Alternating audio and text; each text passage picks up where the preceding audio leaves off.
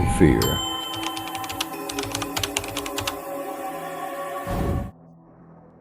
Diana had normal sleep paralysis until she started moving. The worst kind of monsters are the ones that you don't recognize at first.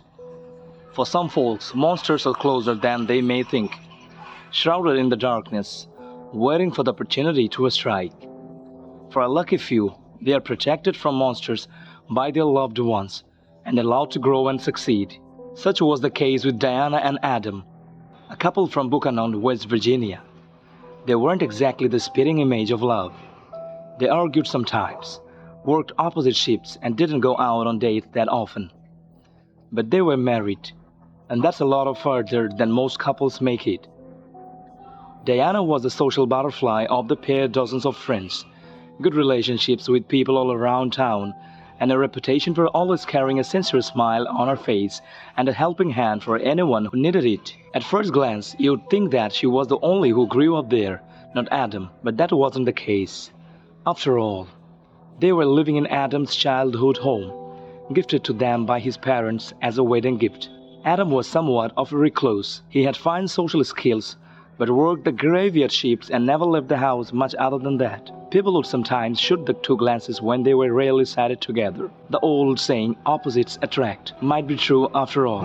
While they were indeed opposites, and they didn't show it often, they did love each other and protected each other from the monsters of the world. Not that there were many to defend from in their sleepy little town.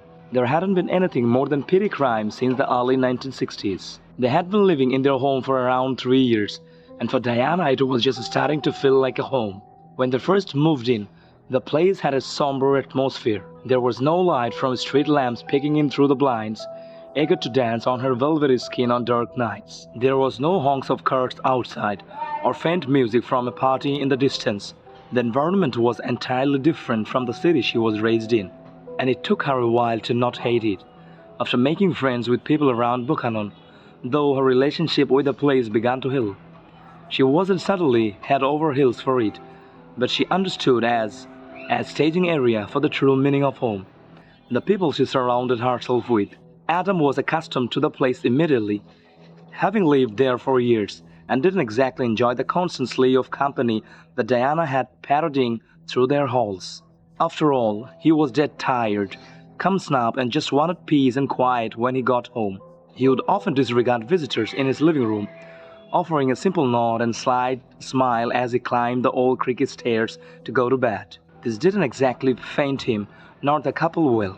Why was Diana married to this antisocial oddity who didn't even seem to want people in his house at all? While their lifestyles didn't exactly line up, they still tried to take each other's need into consideration. Diana would usually go over to others' houses if she wasn't working and wanted to spend time with her friends. If she did some company over, she tried to keep the volume to a minimum, which isn't exactly difficult with simple conversation and a coffee.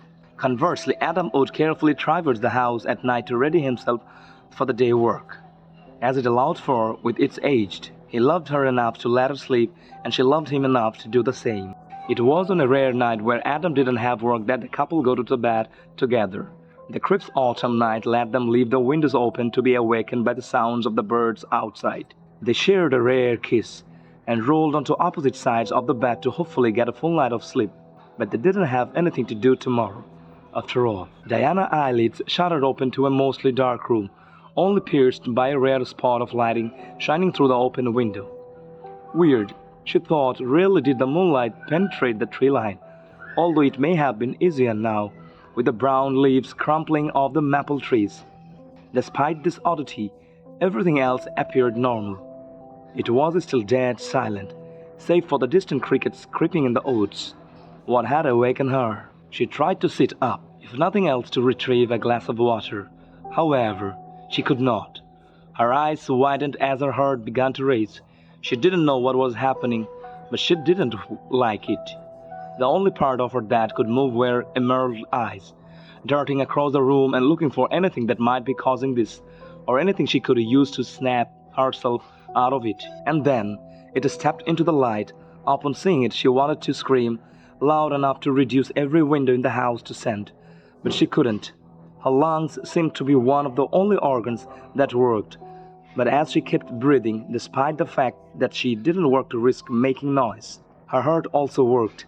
Evidently, it was beating so fast that she thought it might give out. Standing in front of her was a man, or what looked like one. It was around 7 feet tall and had mostly human features, apart from a few things that were strictly impossible for any living person to have. Its right arm was completely gone. The right half of its face was that an expressionless young man. The right, simply a rim of burned flesh and muscle surrounding its skull. Its feet were missing their skin completely, although they were intact enough for it to stand. But this was it, she thought. I'm going to die here in this bed, and my husband is going to find me when he wakes up. She didn't have a choice but to wait for the girl to approach her and rip her to the shreds, or do who knows what else. But as the seconds turned into minutes, the being stayed still. Its expression remained neutral, no murderous glee, anger, or even sadness. It didn't seem to want to harm her, or at least she hoped. Suddenly, the window slammed shut, and she blinked for the first time since she woke up. The figure was gone, and the window was indeed sealed, rendering the room completely silent. Her husband stared next to her and peered over at as she sat there, hyperventilating, having finally regained control of her motor functions. Rather than offering comfort, though, he simply rolled back over. He had stayed up all of last night and day so they could go to the bed together, and nothing was going to stop him over-resting, not even his clearly distraught wife. Even though she wanted to, she didn't mention. He didn't mention it over breakfast the next day. She was afraid of many things. She was scared that Adam wouldn't believe her and would ridicule her or take the experience as yet another jab towards his childhood home. She was afraid she was losing her mind and didn't want to think about it. She just had to pray that it wouldn't happen again, and spent her day looking over her shoulder. An accident at the factory the next evening abruptly granted Adam the night off, and they spent it watching an old romantic comedy in the living room. Diana wasn't feeling very romantic. However, every single crack of a twig from what was probably just deer outside nearly sent her into a panic attack. Whatever that thing was, she didn't want to see it again. She even prayed for the first time in years, simply to request that whatever foul spirit haunted her nightmares be vanished. She drifted off to sleep with it as a slide of comfort. All comfort shattered immediately when she woke up in the darkness again. The being spared no time to hide in the shadows this time. Diana immediately saw it, staring out the window. It turned its head towards her and she internally grimaced. Its face was just as unsettling a sight as it was the previous night. This time, though, something about it was different. It had actual emotion on what remained on its face, even if just slightly. She saw a dull sadness, perhaps with a taste of bitterness, but she couldn't see quite that much detail. All she knew was that whatever it was, it looked like it was hurting. It suddenly raised its arm and she felt a wave of cold air pass over her. She blinked, but it didn't disappear. It stood almost as if it was waiting for her to move towards it. To her surprise, she cautiously lifted her torso up into the bed and moved the covers off her legs, never taking her eyes off of it. Once she was out of the bed, she stood and looked at each other, as if in a game of cat and mouse for who would move first. Ultimately, Diana won that competition, and the being turned and walked towards the bedroom's door frame. It stopped merry feet from it and turned its head back towards her, and waiting for her. Everything inside of her, from her past experiences to basic survival instinct, was screaming at her not to follow it. But she somehow knew that it wasn't going to harm her. She didn't necessarily feel safe around it, but something compelled her to follow it, and so she did. She followed it down the stairs and down another set into the boiler room. It led her towards the corner of the basement and then turned around. She began looking around the room, searching for what this may have led her to. She tried to speak but found herself unable to speak. The light coming through the window slightly shifted, and she saw a handle on the wall that matched the color of the paint surrounding it. It was a crawl space door, partially blocked by boxes and paint cans, but just barely visible. The being motioned for her to open it. She had already made a stupid decision by following it down here, she reasoned. Why should she enter a dank crawl space? This brief moment of logic and reason was quickly overridden by another voice within her head, of her still but bearing different reasoning. If it wanted to kill me, wouldn't it have done so already? She thought, and this was enough to get her to move the boxes, shift the paint cans aside, and try the door handle. It didn't budge at first, as it was apparently sealed. After a few more violent tugs and the serving of the rubber seal surrounding the door, it violently swung open. Immediately a foul smell penetrated through the cold air, and she immediately began profusely gagging. It was a smell more horrible than anything she had ever had the misfortune of experiencing. Worse than sewage and spoiled food, it was a smell of rot. The being was unfazed by this, and again motioned for her to go through the door with a point from a finger that was barely attached to its decaying hand. Despite the fact that she had moments before been rolling on the ground, trying not to vomit, she again felt compelled to listen to the figure. She made her way through the tight tunnel, scraping her knees against the oddly brown-stained concrete, until she found herself in a room big enough that she could stand up. She fumbled around for a light switch and didn't find anyone. Regardless, the single light bulb hanging from the ceiling flicked on, and when the room lit up, she couldn't hold back the sickness anymore. She vomited all over the floor before collapsing against the wall, sobbing. She was still unable to speak or scream, despite her best efforts. Inside the room were no less than 20 corpses, all staked in a heap in the corner. Some were almost skeletal, which some appeared fresh. Lining the walls were dozens of instruments of torture, some foreign, some disturbingly familiar. She could not believe what she was seeing, a cell of death hiding beneath her home for who knows how long. The light flickered, and the being appeared in the center of the room. In the light, she could see more of its hideous features, a slit throat, missing fingers, missing teeth from the protruding skull. It calmly walked towards her as she sobbed, preparing to join the pile, but it did not touch her anymore. It stood over her as she opened her eyes again and extended its decomposing hand to her. She was baffled, to say the least. Why did this thing bring her down here? Was it the one reasonable for this? If not, then who did this? Questions raced through her overwhelmed mind as she raised her head to look at it once again. As they looked at each other, she suddenly understood, and all of the questions were answered. She took its hand and rose to her feet. It looked at her for a few more seconds, and the light flickered again, and it was gone. The next morning, Diana made breakfast in the kitchen, shaking with anticipation for when her husband would awaken. She did not get an ounce of sleep after what had happened. She spent the night cleaning her vomit from the floor and sealing the door with super glue. She was so lost in thought, thinking about what had happened, that when a hand was placed on her shoulder, she nearly jumped out of her skin. Adam spun her around and pinned her against the stove. He firmly asked what she was doing in the basement last night. How did he know?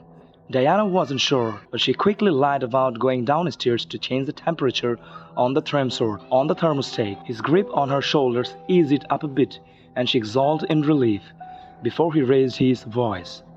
She looked at him, shocked, as he yelled at her to never go down there without him again. He turned and left the kitchen and the house, slamming the front door as he left. The next few weeks were uneasy. Diana walked on eggshells around Adam, who refused to even look at her. She didn't know if he had anything to do with what she found, but she didn't want to believe it. Even so, his family had owned the house since it was built. Who else could it have been? She tried not to think about it, and didn't even see friends anymore, in fear that she would accidentally reveal her secret. Even on nights where he was off work, they did not sleep together. She took the spare bedroom and locked the door. She didn't get good sleep, but she slept through the night. One night she woke up in the pitch black once again. The being needed no introduction, standing by her bedside and waiting for her to awaken. It began walking towards the door again, and she followed without hesitation this time.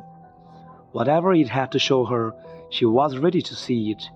She found herself in the basement once again, as it simply stood there and looked at her. She couldn't say anything to it, which was fine. She didn't have anything to say. Suddenly, the door to the basement flew open. The lights flicked on, and Adam flew down the stairs, angrier than she had ever seen him.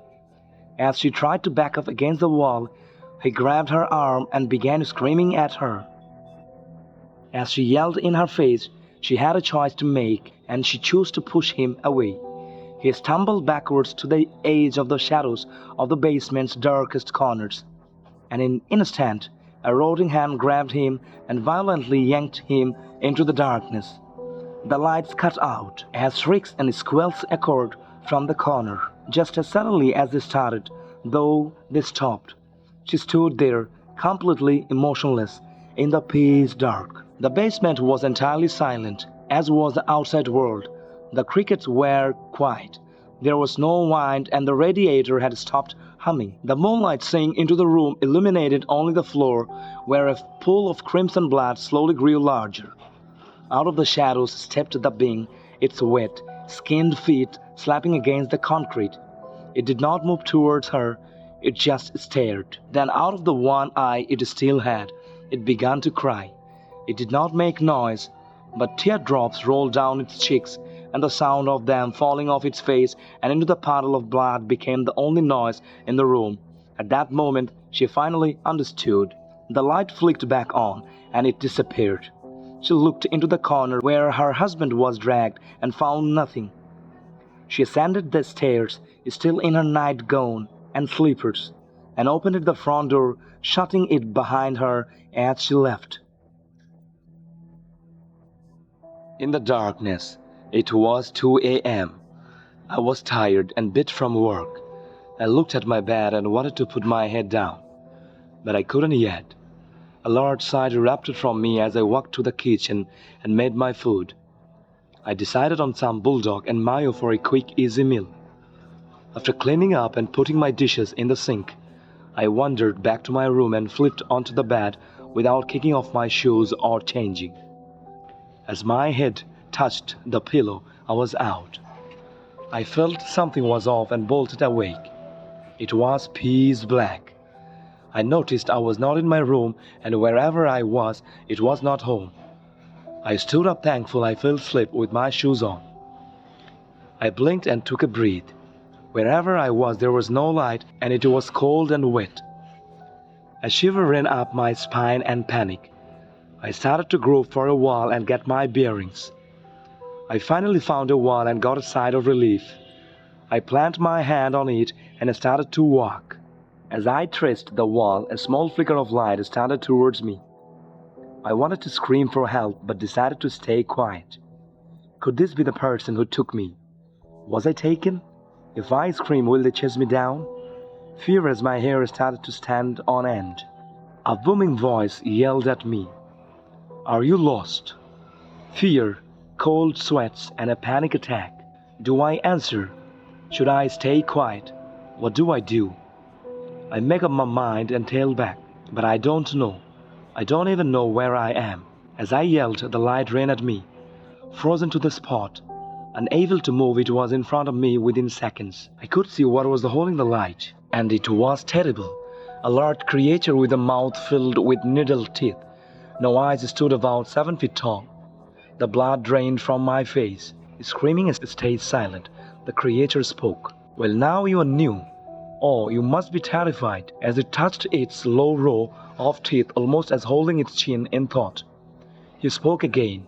We will miss you in the world of darkness. Those that fall down here all take a shape that is most terrifying. Only way to see a person for who they are is to find your light. Be glad I found you first, because there are real monsters down here, and without your light, you will never know who is friend or foe. It is strange though. You don't seem to be taking a form of a monster without that light. Strange. Very strange. We will miss if you will follow me. I can take you to where you can find your light. Without an answer, the creature started to walk away. Not knowing if it was safe, I chose to walk a few paces behind the creature. Don't know if it would do me any good with how fast they moved. I was on high alert during our walk. The small lights popped up, then would fade out of the view. Questions swimming in my head. but I didn't take a shape or form. What is this light? Is this a trap? Lost in thought, I didn't notice that the creature froze and I walked right into the back of it, falling to the ground. A granite sheet don't move. I stopped from getting up and held my breath. Before I knew it, I was picked up like a feather, and he started running with me. As I was held close, the creature's image faded. It was a man with black hair, blue eyes, and was actually not that tall but athletic. As the light was pressed between us, I could see the fear on his face. He was not lying, and now I was glad I was found by him instead of whatever was chasing us now. He looked down at my face, noticing I could see him and not his form. Surprise crossed his face as he dodged around a corner. We skidded to a stop near a cove and ducked in. It was tight fit. He was breathing hard and still holding me like a sack of potatoes. Something is not right. How can you not have a form and see me without a light? That makes no sense. What are you? I stammered. I'm just a regular human. I got off work, I laid in bed and then woke up here. What else do you want from me? I'm scared. You told me I entered the darkness, and I am seeing monsters who could probably not be monsters. I saw you as one, and now you are a man. What the fuck do you think? I don't have a damn clue. Apparently I need this light. I'm freaking out. And you pick me up like a sack of potatoes and run. And I have no clue what is chasing us. I'm yelling and shaking in his arms. He turns pale, trying to shush me. Then I see it, a beast running to the cave we are in, smashing against its claws, ripping and tearing through the cave. It is too large to enter. He starts to push down the cave with me pushed against him, as he desperately tries to squeeze us down further. I feel it, the claws are like razor blades. It cuts my shoulder and a back. I hear a gasp escape me. It hurts as blood spills down. He looks at me, fear and panic. His heart as well. This large beast is like a cat at a mouse hold. It's got feathers around its neck, needle teeth. It's like a feathered cat with glowing blood eyes. It mostly has feathers around its ankles and neck and tufts on its ears. It is ungodly ugly. The sounds it makes are bone-chilling. We are pressed together, bleeding as the claws reach and scratches at us. I finally get leverage and almost scream as I push myself out of his arms and grab him by his shirt and pull us forward. We get further out of reach. It is small, but I am small, so I crouch down and start to cry and beg, why did I do? He looks at me and slides down the wall next to me. He hurt bad. You get hurt, he says to me. I look at him and say, well, you are as well as. Please explain what's going on. He sighed. Okay, the darkness is where people are sent for trial. Lost souls, coma patients. They are held for accountability, or they are here because they have fallen through. People take on the form closest to their sins. Each person has their own light, and many wander the darkness. Those who are here and never make it through become those monsters because they give up. You seem to take no form, see us, without the light. I don't think you belong here. I don't think I belong either. If you have a form, your form looked like a giant walking lich before I could see you. You terrified me. So if people take the closest form to their sins, would that mean you took what didn't belong to you? He looked down. He spoke, I am ashamed. Yes, I took and caused misery on those around me because of my addiction. It caused me to fall into a coma. Well, I started helping others like me find their light. I'm ashamed of my actions while I was living, and I take accountability for what I did. I have my light, but I don't feel like I deserve freedom because of pain and misery I caused. I looked at him. I started to rip my shirt and make a wrap for his arm. He stared and went to stop me, but as he reached, I took his arm and wrapped his arm up. I don't think you should stay here. You seem to be truly sorry, and you helped me, not knowing if I was going to be evil or harm you. You protected me and got hurt for me. And that monster is the monster, through and through. They deserve to be here cause From what I can tell is they were a predator in life and always will be, and they enjoyed making us suffer. I don't know if I have a sin. I have always tried to be kind and compassionate to everyone. My biggest weakness is that I care too much and let people take advantage, and some days wonder if I even deserve to live. I struggle every day. He looked at my wounds and looked at his bandaged arm, his eyes downcast looking at the ground. As he began to speak, a clicking and scattering noise started to come down to the cave. He froze shooting upright, grabbing me by the hand and pulling me down the hallway. I looked back and saw a humanoid centipede gripping the wall and moving swiftly to us. As we squeezed and moved as fast as we could, we finally popped out of the cave into a bigger space. I saw a child crying, holding a teddy bear, crying for their mother, begging them to save them. Without thinking, I shook my hand free, darting to the child, picking them up, and then continued to run. He looked at me as if I had done something horrible. We finally found a place and hid. The child was quiet in my arms. He was about to start yelling. Then the child looked up at me. I could see they were scared, but as they looked at me, a smile crossed their face. The child whispered and said, "Thank you." As I hugged them tight, they started to fade. He stood frozen as I hugged the child again, wishing them safety and peace. He glared at me. "What were you thinking?" He screamed at me. I babbled well. They were crying for their mom, and I couldn't run knowing that creature would have hurt them. It was just an instinct to protect them, and I didn't know. He looked stunned. "That was a child you grabbed." I didn't see it as a child. It looked like a statue. "You really can see us. You just set a lost child free." "I'm sorry for yelling." He saw my wounds were worse. He started to tear. Cloth stripes from his shirt, he bandaged my arm. He was lost on how to care for the one off my back. I smiled at him. He was frustrated.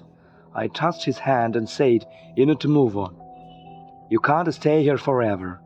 You have atoned for what you have told me." I gave him a hug and said, "Please move forward." He started to fade, tears in his eyes. "What about you? Well, come find me in the waking world when you wake up and see." I sat there alone. As all the monsters started to close in, I sat there smiling. At least I could get those who deserved to be free out. Tears swelled up in my eyes. I am all alone again in the darkness with the monsters, as they longed for me. I could hear an alarm going off. I stood up feeling more exhausted and in pain. I look at my arm and there is a cloth bandage. There is blood on my bed and I am filthy. My back screams at me. I looked around and see that I am at home. I drag myself to my alarm and turn it off. I go to the bathroom and look at myself. Was it a dream, I question. I look at the bandage I owns. I put it to the side and get into the shower. As I wash, my doorbell rings. I grab a towel. Rushing to the door, I nearly trip and slam face first into the door. I open the door to see the man from my dream or not dream. "Well, looks like I found you," he chuckles. He looks at me and sees I have wounds, and me holding the bandage from the dream. He turns pale. "That's not possible. You can't physically enter the darkness. You shouldn't have anything from the darkness when you come back." I stood frozen and scared. Had I really fallen out of reality, and would I be dead now if I had not somehow slipped back to the reality?